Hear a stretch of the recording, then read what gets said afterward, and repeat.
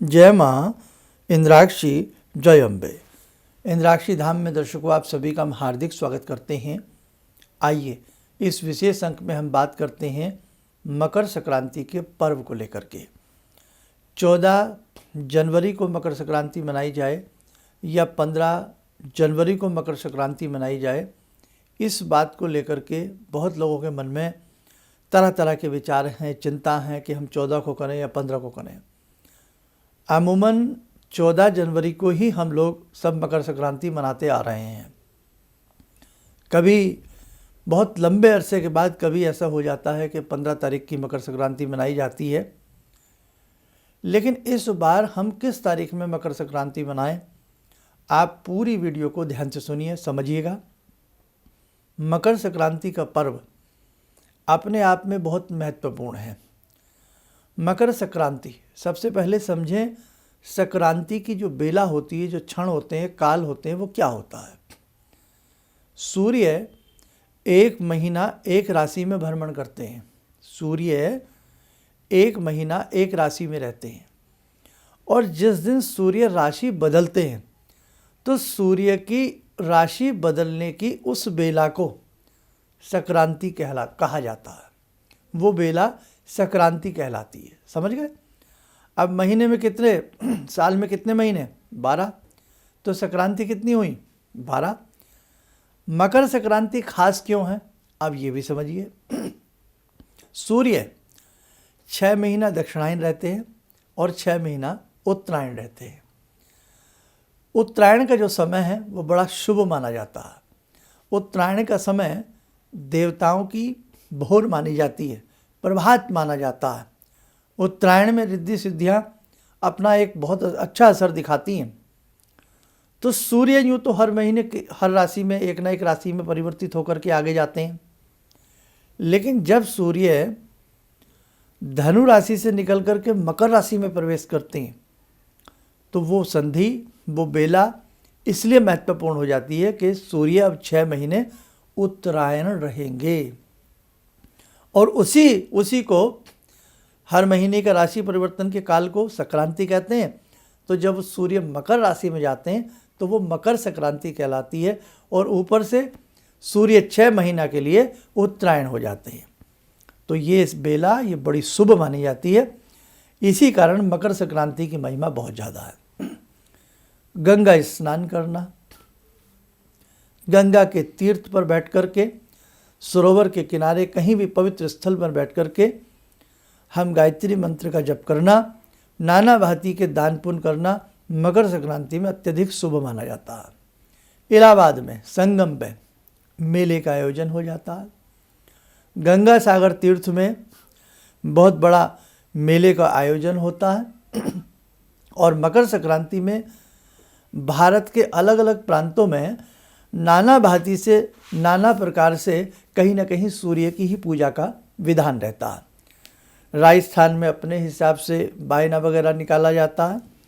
महाराष्ट्र में जो विवाहित स्त्रियां होती हैं वो सौभाग्यवती महिला को जो शादी की पहली उनकी मकर संक्रांति आती है उसमें भी वो तेल, कपास, नमक, सौभाग्य का द्रव्य सौभाग्यवती महिला को देती हैं। ऐसे ही तमिलनाडु में ये पोंगल के नाम से बहुत अच्छे से माना है। पोंगल का पर्व बहुत अच्छे से मकर संक्रांति के दिन मनाया जाता है। असम में बिहू के नाम से बहुत अच्छे से मनाया जाता है। उत्तर प्रदेश की बात करें तो यहाँ खिचड़ी इसमें बनाई जाती है, खिचड़ी का दान दिया जाता है, गुड़ का तिल का दान दिया जाता है। तो ये भी अपने आप में होता है। मतलब हर प्रांत की छठा में मकर संक्रांति का अपना महत्व होता है ना। कहीं पंजाब की हम बात करें तो वहाँ पर भी बहुत धूमधाम से सारी चीज़ें बनती हैं। तो अब हम दान पुण्य की बात तो आपसे करेंगे, लेकिन पहले ये विचार कर लें कि 14 तारीख को मनाएं या हम 15 तारीख को मनाएं। सूर्य के अंशों का घटना बढ़ना ये भी एक गणित है। इस हिसाब से भी कुछ लोग 15 जनवरी की बात कर रहे हैं और सूर्य 14 तारीख की रात्रि में राशि परिवर्तन कर रहे हैं। इसलिए मोटा माटी भाषा में आप उसे 15 तारीख भी कह सकते हैं कि 15 तारीख से सूर्य का आप दान पुण्य करें, वो चीज़ अलग है। लेकिन अगर हम मकर संक्रांति की बात करें तो बच्चों ध्यान से सुनना एक बात, 14 तारीख की रात्रि, टाइम मैं आपको बता देता हूँ, रात्रि के 2:43 के आसपास दिल्ली, पंजाब, हरियाणा सबकी रूपरेखा को देखते हुए सूर्य राशि परिवर्तन करेंगे। किस दिन? 14 तारीख को। दिन क्या है? संडे है। दिन कौन सा है? रविवार है। तारीख कौन सी है? सुबह की तारीख तृतीया है, ठीक है। और उस दिन चतुर्थी तारीख का अक्षय है, चतुर्थी तिथि 6 हो रही है। 15 तारीख की सीधी पंचमी आ रही है। सूर्य कब बदल रहे हैं? 14 तारीख की रात्र को 2:43 पर। हरिद्वार के पंचांग अनुसार हम बात करें तो रात्रि में मान के चलें 2:00 करीब 16-17 के आसपास रात्रि में सूर्य राशि बदल रहे हैं। तो दिन कौन सा माना जाएगा? दिन कब बदला जाता है? दिन हिंदी पंचांग के अनुसार, अपने सनातन धर्म के अनुसार, ज्योतिषीय पंचांग के अनुसार दिन बदला जाता है जब अगले दिन सूर्य उदय होता है। दिन कब बदला जाता है? जब सूर्य उदय होता है। अब सूर्य उदय उस दिन का माना जाए तो 15 तारीख की सुबह होगा। लेकिन दिन कौन सा है? किस दिन में सूर्य राशि बदल रहे हैं? रविवार के दिन। इसलिए देखो, हम शांति कुंज के जो पंचांग रूपी कैलेंडर आता है उसकी हम बात करें, हम ये पंजाब के पंचांग की बात करें, और भी 1-2 पंचांग हमने देखे हैं, पूरा अध्ययन किया है। तो यदि आप 14 तारीख को मनाते हैं तो बिल्कुल श्रेष्ठ है, शुभ है। आप 14 तारीख को ही मकर संक्रांति का पर्व मनाइए। अब रही बात 15 तारीख की, हम बात करें सूर्य में या गंगा जी में स्नान करने की हम बात करें तो सूर्य कब बदल रहे हैं? वो बेला कब बदल रही है? रात्रि में 2:43 और हरिद्वार की जहाँ गंगा मैया के दर्शन होते हैं वहाँ बदल रही है 2:15-16-20 के आसपास, मान लो आप, है ना। अब उस उतनी रात्रि में गंगा जी में डुबकी कौन लगाए साहब? भाई समय तो तब बन रहा है। अब यूँ तो हम चौघड़िया का हिसाब 15 तारीख में दिन में बहुत सारे चौघड़िया में मिल जाएंगे, शुभ मुहूर्त के मिल जाएंगे, 14 तारीख के भी चौघड़िया मिल जाएंगे। लेकिन जो संधि बदल रही है, जो समय बदल रहा है, वो रात्रि को बदल रहा है। अब ठंड का समय तो इसलिए अमूमन सी बात है कि 15 तारीख को आराम से सुबह 7 बजे से लेकर के भाई सोमवार है तो सोमवार का चौघड़िया क्या उठा लिया? सोमवार का चौघड़िया क्या उठा लिया? 7:30 से 9 बजे के बीच का उठा लिया। सुबह का चौघड़िया ले लिया, उस समय आप स्नान कर रहे हैं। तो आप यदि 15 तारीख की सुबह में भी स्नान करते हैं तो ये भी शुभ है। हम आपको ये बात बता दें, 15 तारीख की सुबह में चौघड़िया होते हैं कुछ बच्चों, जो चौघड़िया में शुभ की बेला, अमृत की बेला, राहु काल का समय, तो ये सारी चीज़ें ले ली जाती हैं। तो उसमें जैसे राहु काल किसका है? सोमवार का राहु काल पड़ेगा सुबह 7:30 बजे से 9 बजे के बीच में। क्या पड़ेगा? राहु काल। अब यहाँ भी आपत्ति है कि बहुत लोग राहु काल को अच्छा नहीं मानते, तो फिर स्नान कैसे होगा? बहुत लोग कह रहे हैं सुबह 7 बजे से स्नान करो। पड़ गई ना कन्फ्यूज़न की बात? भैया मेरे, मन चंगा कटौती बीच गंगा। अब या तो जिस समय सूर्य बदल रहे हैं 14 तारीख की रात को तो डुबकी लगाई जाए, लेकिन भैया सर्दी का समय है, बाकी तप तितिक्षा वाले साधक तो कुछ नहीं देखते हैं, वो तो भगवान को प्रणाम करते हैं। तो शास्त्रोक्त विधि से और जो हमारे पंचांग हमें बताते आए हैं उस हिसाब से हम चलें तो आप 14 तारीख की ही आराम से मकर संक्रांति मना सकते हैं। किसी प्रकार की कोई उसमें पाप की बात नहीं, किसी प्रकार के डर की बात नहीं। पाप पुण्य से आजकल बड़े लोग आर्टिफिशियल तरीके से डरते हैं, वैसे तो डरते नहीं हैं। देखो मैं सीधी बात बताऊं आपसे, तो यदि आप ऐसा कुछ सोच रहे हैं तो 14 तारीख को भी आप किसी तरह से आराम से मना सकते हैं।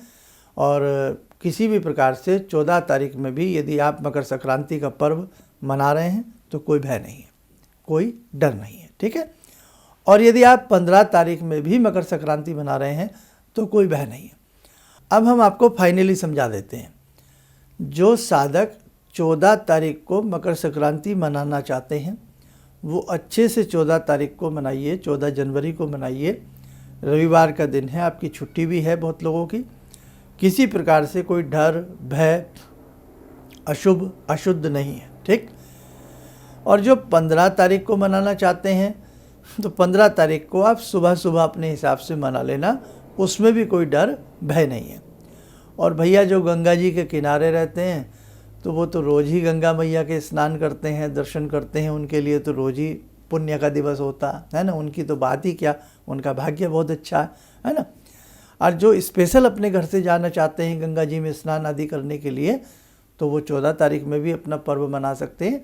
और यदि आपको भाई कोई मन में ऐसी बात है तो आप 15 तारीख को मना सकते हैं, लेकिन 15 तारीख को दिन में उतना महत्व नहीं है जितना 15 तारीख की सुबह सुबह है। और 14 तारीख में आप किसी भी समय इस पुण्य को मना सकते हैं। अब हम इंद्राक्षी धाम की बात करें। इंद्राक्षी धाम में हम जितने भी साधक हैं, हम जितने भी अपनी साधनाओं में कर रहे हैं, तो बेटा इंद्राक्षी धाम में हम लोग मकर संक्रांति का जो पर्व है वो हम 14 तारीख को ही मना रहे हैं। किसको? 14 जनवरी को ही मना रहे हैं। तो हम लोग अपनी 14 तारीख के हिसाब से ही चलेंगे। और यदि हम सूर्य की राशि का परिवर्तन हिसाब किताब देखें तो वो भी 14 तारीख की रात्रि में ही सूर्य बदल रहे हैं। और यदि 15 तारीख कहा जा सकता है, लेकिन 14 तारीख की रात्रि में ही सूर्य का राशि परिवर्तन है। अनेकों पंचांग के हिसाब से हमने गणना की है और देखा है। तो अब बाकी निर्भर आपके ऊपर करता है। अब इसमें हम दान क्या करें? गुड़ का दान। गौशाला में गौ माता को जाकर के गुड़ खिलाना, गुड़ से बने पदार्थों का दान करना बड़ा शुभ माना जाता है। और जैसे उड़द की दाल हुई, दली हुई उड़द की दाल, चावल, रेवड़ी, मूंगफली, इन सब चीज़ों का दान करना भी शुभ माना जाता है। कंबल का दान करना, ध्यान रखना, ठिठुरती सर्दी है, किसी बेसहारा को, फुटपाथ पर पड़े हुए ऐसे लोगों को जिनके पास वस्त्र भी नहीं है, तो आपसे जितना हो सके 14 जनवरी की रात्रि में संध्या के समय या दिन के समय ऐसे लोगों में कंबल वितरित किए जाएं। भगवान ने आपकी हैसियत बनाई है, आपको इतना दिया है, तो आप कंबल आदि का दान करेंगे, आपके लिए बड़ा ही शुभ रहेगा। कंबल का दान करना, गुड़ का दान करना, ये सारी चीज़ें इसमें बहुत ही मायने रखती हैं। और जो साधक गंगा स्नान नहीं कर सकते तो वो क्या करें? अपने स्नान वाले जल में ही थोड़ा सा 1-2 चम्मच गंगा जल मिला लें और गंगा मैया का स्मरण करते हुए उस जल का स्नान करें। उस दिन अपने स्नान के समय में शैम्पू और साबुन आदि का प्रयोग ना करें। भाई अच्छे से स्नान कर लें। पहले लोग सब ऐसे ही करते थे और हम तो आज भी इसी परिपाटी पे चल रहे हैं। ऐसे आप स्नान कर लें और जब पूजा पाठ में भक्ति में बैठें, थोड़ा सा गंगा जल बाईं हथेली में लेकर के लेफ्ट में दाहिनी से ढाप लें। गायत्री मंत्र पढ़ते हुए या ओम पवित्रो पवित्रो वा पढ़ते हुए अपने ऊपर गंगा जल का छींटा दे। उसके बाद थोड़ा गुड़ वगैरह पहले ही ले आए। गुड़, खिचड़ी का राशन जो भी बनता है, और जो भी आप रेवड़ी, गज्जक, कोई मिष्ठान, कोई पैसा, कोई गर्म वस्त्र दान करना चाहें, उसे पहले निकाल के रख लें वहीं पे सामने। 1 लोटा जल भर के रख लें और अच्छे से जो भी आपके गुरु ने आपको मंत्र दिया है उसे पढ़ें। नहीं तो गायत्री मंत्र ज़्यादा से ज़्यादा पढ़ें। गायत्री मंत्र पुण्य प्राप्त कराता है। गायत्री मंत्र पापों का शमन करता है। गायत्री मंत्र कई जन्मों के अपराधों को मैल की तरह धो डालता है। ठीक है, तो इसलिए गायत्री मंत्र पढ़ना, और वो भी मकर संक्रांति जैसे पर्व पर। और गायत्री मंत्र के जो देवता हैं वो कौन है? वो सूर्य हैं, और सूर्य का राशि परिवर्तन हो रहा है। इसलिए अच्छे से आप गायत्री मंत्र पढ़ें। संस्थान से दीक्षित सभी लोग गायत्री मंत्र पढ़ें। गायत्री मंत्र पढ़ने के बाद जो अन्य आपकी मंत्र साधना है वो करें। प्रणाम करके, कंधे झुका करके प्रणाम करके उठ जाएं। उसके बाद जो 1 लोटे में जल है वो सूर्य नारायण को अर्पण कर दें। और सूर्य नारायण को जब अर्पण करें तो मनी मन ओम सूर्याय नमः, ओम सूर्याय नमः, ओम सूर्याय नमः बोल करके प्रणाम कर लें। आदित्य हृदय स्तोत्र पढ़ने का समय है और आप पढ़ सकते हैं, तो आदित्य हृदय स्तोत्र भी पढ़ा जा सकता है। सूर्य भगवान के 108 नाम पढ़े जा सकते हैं। और दिन में दिन में 14 तारीख को दिन भी देखो रविवार है, रविवार, संडे, सूर्य का दिन है। सारी चीज़ें कितनी अच्छा मैच खा रही हैं, तो ये तो बहुत पुण्य से बात मिलती है। इसलिए बेटे इंद्राक्षी धाम में तो हम लोग 14 जनवरी को ही संक्रांति का पर्व मना रहे हैं, मकर संक्रांति का, ठीक है। और उसके साथ साथ दिन में सूर्य को 1-2 बार, 5 बार दिन में, पूरे दिन में 5 बार प्रणाम जरूर करें। कभी भी सूर्य तो दिख ही जाते हैं, प्रणाम 5 बार प्रणाम सूर्य भगवान को करेंगे तो सूर्य के उत्तरायण होने का नमन, पंच नमन आपका हो जाएगा। और दिन में चलते फिरते उठते बैठते जितना आपसे हो सके ओम सूर्याय नमः, ओम सूर्याय नमः, ओम सूर्याय नमः या गायत्री मंत्र का आप लोग जप करते रहें, आपको आनंद की प्राप्ति होगी, ठीक है। तो मुझे लगता है सभी कन्फ्यूज़न आपके दूर हो गए हों।